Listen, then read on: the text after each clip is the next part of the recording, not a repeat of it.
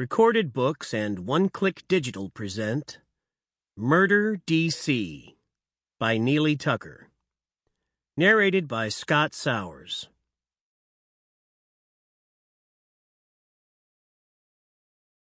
From E.S. Abdi, Journal of a Residence and Tour in the United States of North America, from April 1883 to October 1834.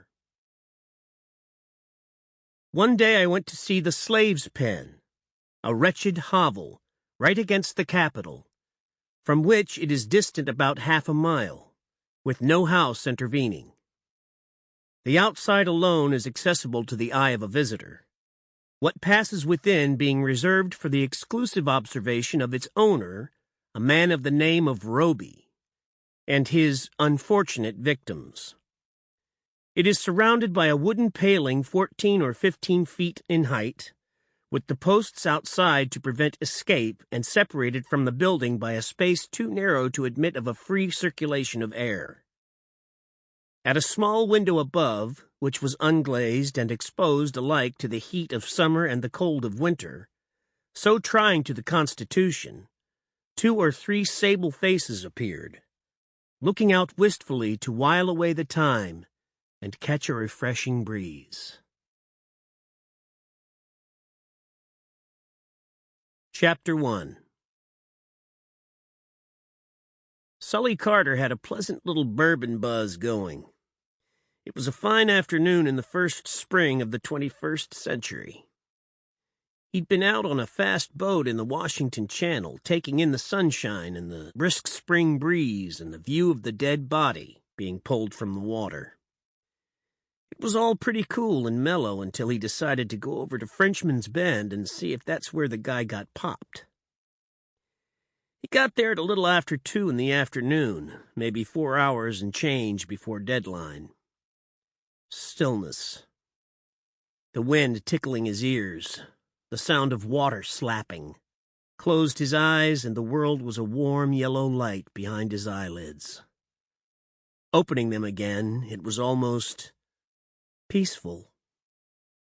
He was walking past the first trees of the bend, the buds tight along the branches, the faint scent of brackish water in his face, when he saw 2 enforcers for the drug crew that ran the place coming out of the apartment block to his right. They let him pass, the little fuckers, let him walk deeper into the park, out toward the open grassy knob that stuck out into the channel like a thumb. And now they were sliding in behind him, cutting off his retreat. He did not have a clear view of either. The shorter figure came in behind him off his right, a too big hoodie draped over his head. The other, taller, faster, but not in any real hurry, peeled off behind him toward the brick wall boundary with Fort McNair, coming in off his left. He could not hear them, but didn't expect to. What with the wind in his face. Their appearance wasn't unexpected. It was the bend, after all. But there was going to be some shit. There was going to be some shit now. Slowing his gimp-legged walk, dangling the motorcycle helmet from his right hand, the cycle jacket unzipped and open, doing his best white man without a clue impersonation. Under his breath, he swore at himself for getting involved in this 2-bit homicide because now it was going to screw the entire day. He felt, somewhere behind his eyes, the bourbon beginning to burn off, his senses coming alive, calculating the moves of the men behind him without acknowledging their existence. This was how your day went south, without even trying.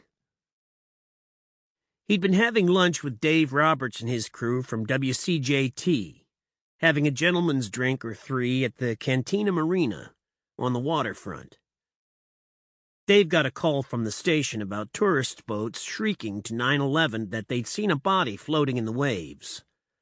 Good people from Iowa come to take a tour of your nation's capital, starting out from the marina in southwest D.C., just a few hundred yards from the cherry blossoms at the tidal basin. Then heading down to Mount Vernon, George Washington's place, for a picnic lunch.